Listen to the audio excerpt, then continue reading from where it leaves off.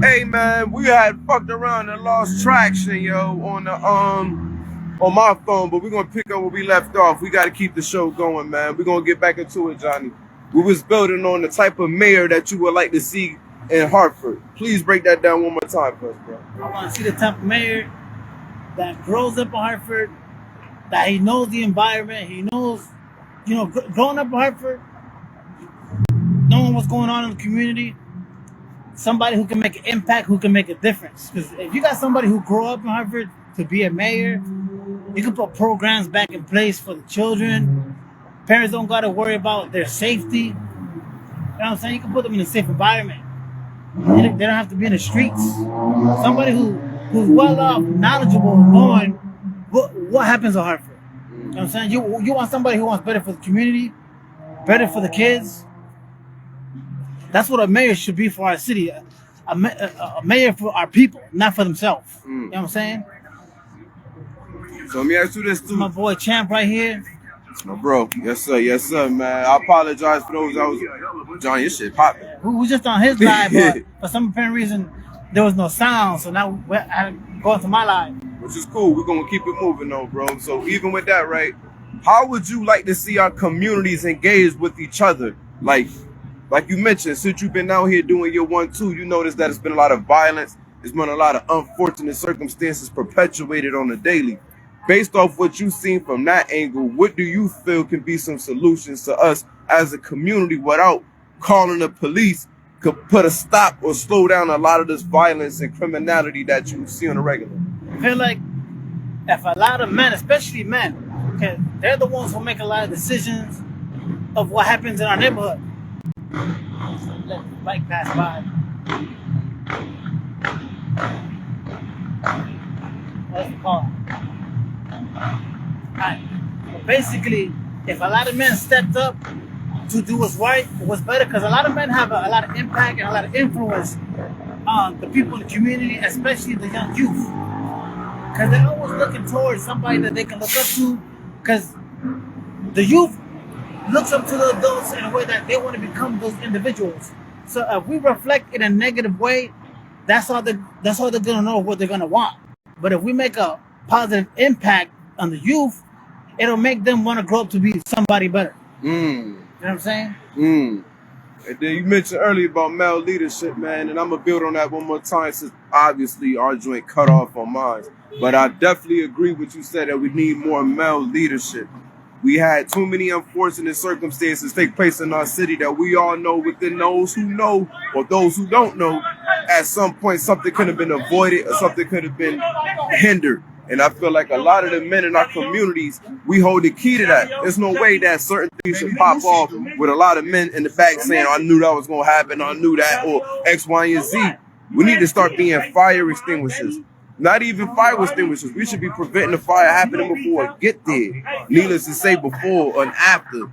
So I'm with Johnny on the whole point of we need to start, if not encouraging men to be leaders, we need to start building them. If you feel like you got a son or a young man that may fit a description, man, put him in the best hands of somebody that can make him a use for his community, for his environment. I personally feel like I shouldn't have to move to the suburbs. I shouldn't have to move nowhere. I feel like I can make peace in my environment where I'm at. It's just a matter of showing and educating those about their environment. So why, it's beauty in neighbors. It's beauty in community camaraderie. It's beauty in businesses in the community giving back. Like, unless we see those angles, we always gonna wake up pissed off where we lived at. But if we try new ways of thinking, new ways of embracing, new ways of engagement, I feel like we can see a whole. How you doing? What's going on? Nah. Come on, man. I feel like we definitely could do a lot of more positive changes than what we've been doing.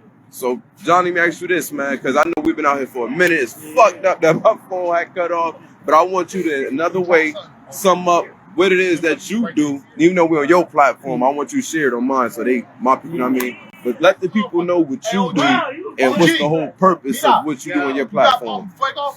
So, basically, for a lot of people who don't know who I am, I'm always making videos of mostly a lot of crime and violence that goes on in Hartford. So I'm always trying to keep people up to date so they can know what's going on in their neighborhood, the surrounding areas. Because a lot of the time the news doesn't cover everything that goes on. Oh, what up, So, yo? and a lot of people who Phone company? Nah, we building with the community right Yo, we now. gonna eat, yo. You know. I basically like to keep everybody up to date because there's a lot of youth, a lot of kids out here whose parents moved out of Connecticut, but a lot of them still have concerns about the kids living out here. So when I do something, it's not to put a negative impact, but to always keep people up to date what's going on because community comes first. Mm. So let me get in one other point real fast, my boy Johnny. I got a good brother of mine, man, that I personally would love the city to get familiar with because this person not only understands the work, they have a big purpose, and they have a whole nother drive that I understand, and I want the family and community to understand. And when you see this person, not only can you trust them, but you understand they're coming in peace. They're coming to bring education. They're coming to bring leadership skills. They're coming to bring so many things that you can feel confident with your child around. So in so many ways, it's kind of messed up. We got to do these things virtually, but in person, if you see this person, I want y'all to know what he does ahead of time so you can feel perfectly at home. I want him to introduce himself and let him give his own rundown what he does so you can hear from the horse mouth or from the king's mouth, if you will. So come on, Big P, man. Let them know what's going on, man. Yeah, I ain't gonna throw you over there. It's my first time being on the platform. Word. Nah, but Parishe Smith, they call me P. Hartford native. Not born, but raised here since I was 2 years old. Grew up on Westland Street. You are young. You are young. I'm gonna throw a disclaimer in there. I'm not from Westland Street, right? I know that could be a misconception. People say they're from somewhere. Nah, I grew up in that neighborhood, right? You know, went to Weaver High School, went to Freddie Wish. Graduated high school in Hartford, right? And as soon as I graduated, I jumped straight into the work under my brother Calvin Lovejoy. You know, my teacher, right? My mentor, right? Big shout out to him. He taught me everything, right? And for the past 4 years, I've just been in the streets working, just building with people, right? Healing people, you know, working with young people, real big on youth development. You know, it's unfortunate we had that 12-year-old girl pass last week. You know, she had just transferred out of our school. Just had, you know, finished up her expulsion at New Visions, went right back to Milner. And, you know, not even a week later, she passed. So, you know, it's stuff like that. That's the reason why I do it, you know, because nobody deserves to live through that. And, you know, poverty is just it's a killer. It's a killer. It's a killer. And, you know, that's why I do it. So to bring you up to speed, Big P, my man Johnny made a very valid point when he said that a lot of our communities are lacking and need male leadership. And mind you, Johnny has a way of maneuvering through the city on his own with a bike. So he's seeing all type of shit from different angles. But for him to make a point like that in which we understand, I can't help but to feel like we should like expand on that a little bit from your perspective, right? How do you feel male leadership can heal and help our communities, and what does that look like on a ground level in low income areas? So I mean, obviously, what we're dealing with now, I feel like a huge reason why it's the way it is because of a lack of male leadership. Not to say that, you know, the leadership that we have right now isn't sustainable, but, you know, I feel like men are responsible for a lot of the discipline that are instilled inside of our children. You know, right now, you know, between mass incarceration, right, drugs, and again, just, you know, all these different symptoms of poverty, you know, the black men and black, you know, Puerto Rican, black and brown men in our community are under attack. You know, so, you know, what we're seeing right now is a direct result of sin.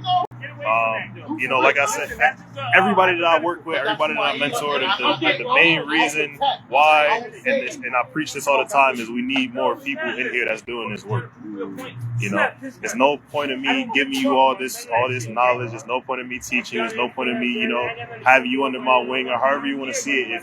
If you don't have, you know, an intention of trying to give back in some way. I'm not saying you got to, you know, do what I'm doing, right? Because this is a life commitment for the most most part. That's the But you problem know, with us now.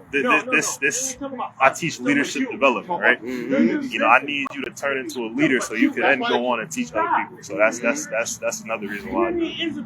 So, you know, we have an upcoming election, right? And I don't want us to say any names because it's a lot. It's a lot in the works at so many levels, right? But if you had to build, you know how you go to build a bid? If you was to build a mayor, if you was to build a mayor of Hartford, right? What would this mayor look like? What would they be from? Like, what would this mayor for you have to be and feel like to you to feel like, yo, this one I'm voting for? Yeah. And I think my perspective on this is a little different, right? Because I think the cliche answer to give is somebody who's from the community, right? Grew up here, right? And, you know, grassroots, you know, get the work done. Which, you know, I do think those are qualities that a mayor should have, right?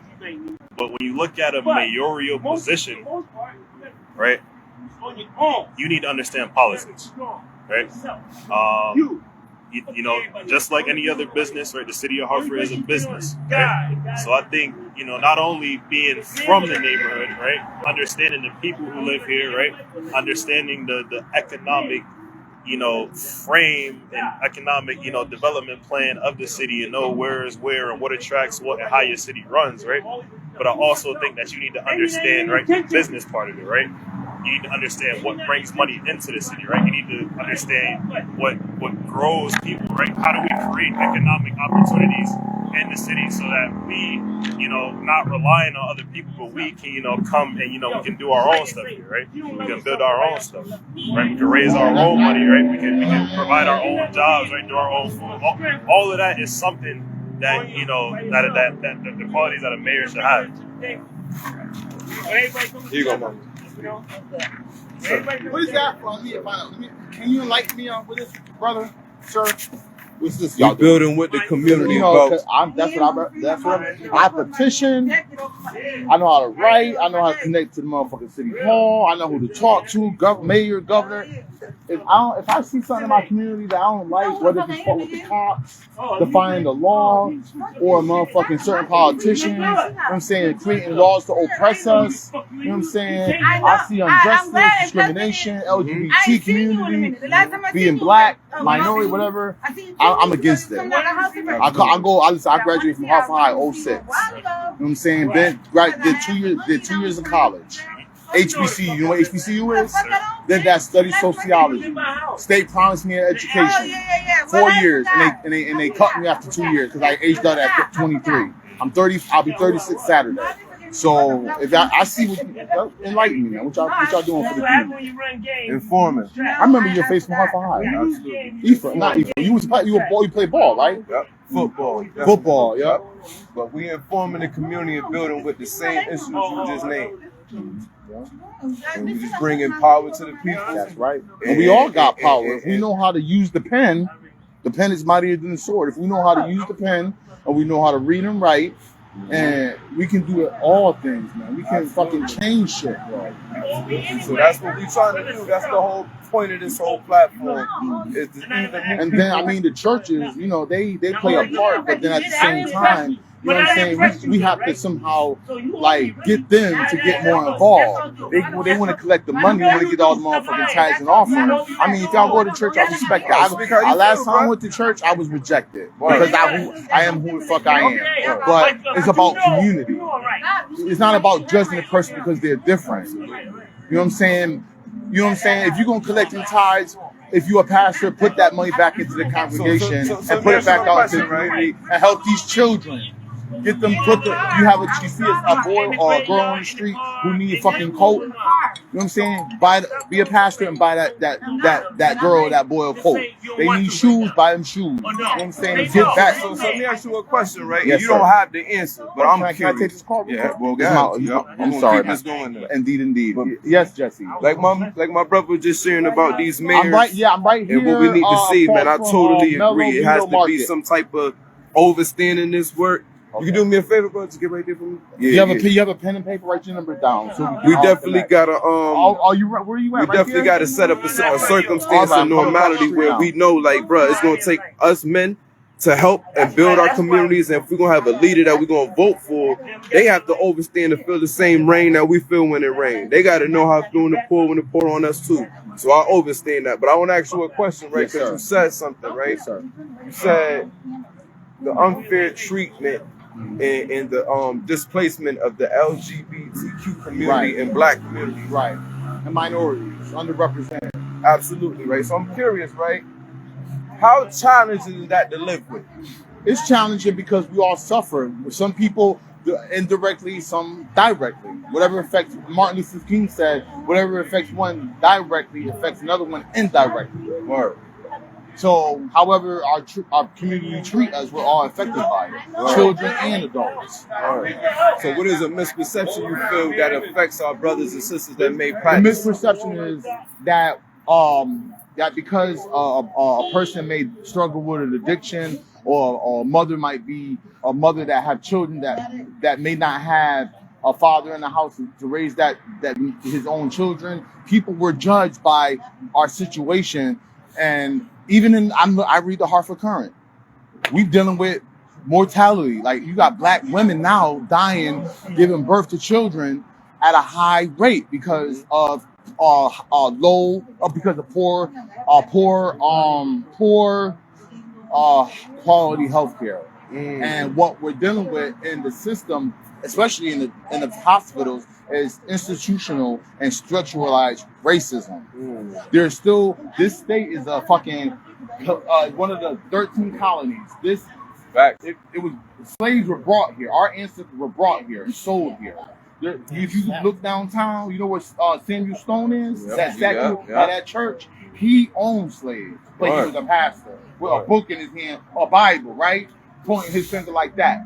But he owned slaves. He enslaved us, and there's slaves right back here. You know what I'm saying? So this state have a lot of history, but I will say we are a force to be reckoned with. Word. And if we use the pen is mightier than the sword. If we petition, this is the thing if we petition, right?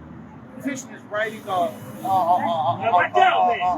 stating the facts, history, evidence, and a conclusion, a resolution. I can write all that. And then getting people to sign on behalf of what I just written, but as we the people.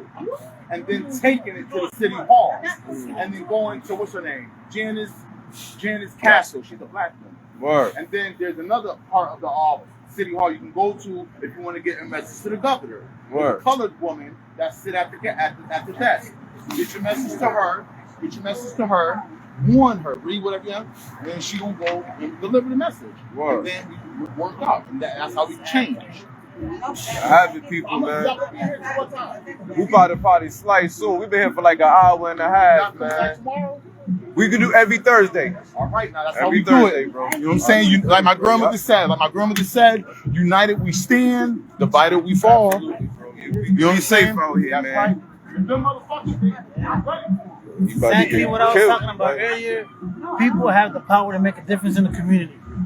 Facts, man. You just gotta know where to go and what to do. I ain't gonna hold you, man.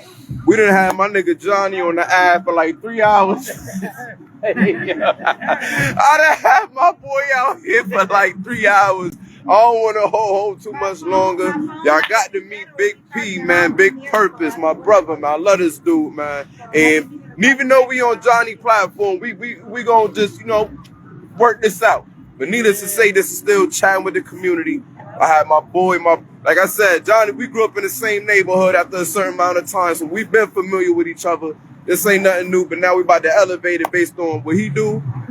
Follow him, what he do, and just stay tuned. You already know, as far as chatting with the community and chatting with Champ, we gonna do what the mantras say, and that's stay positive, stay motivated, stay real. Be easy, breathe, be yourself, be in the moment. One. Now, guys, spit whatever you gotta spit to close, yeah? Let them know where to find you if they want to follow your account. Big shout out. You one of the most unselfish ass niggas I know, yo. Bro. You can follow me on Facebook at Champ Jones, or you can follow me on Instagram at Chattin_with_Champ_AFTH. That's on Instagram. And if you're on YouTube, just YouTube Champ Jones. You'll see a lot of the work that the going on in the city and that we not collab, but we building with each other. You know what I'm saying? And you get to see different perspectives. And with one fist, we all together. Shit, while we here, P, let them know where they can find you, P. Show them your card, all that, nigga. I'm not a social media rat, but you know, you can find me on Facebook, Parishe Smith. And let them know once again, man, the work you do, if they may need a son or a nephew, you know what I mean? Yeah, you know, like I said, I do a lot of mentoring work. You know, you need me to speak to somebody, you know, any type of home visit, any type of interventions, you know, anything like that, you can reach out to me on Facebook. Again, it's Parishe Smith. And don't leave out that you are VPP certified. I am a VPP certified. There you go. So meaning that he's certified in this. My boy do his work. So it's not no just shimmy sham, let me call somebody. No, he's a certified violence prevention professional at preventing violence. So please take that number and that information he gave you. If you have a son, a nephew, a little cousin, a grandson, a godson, little niggas around the way, use that number. Be in contact with Johnny, chat with Chip, and we gonna do what we do. I'm gonna holler at you guys later. This is your boy Johnny reporting live. Stay tuned for more.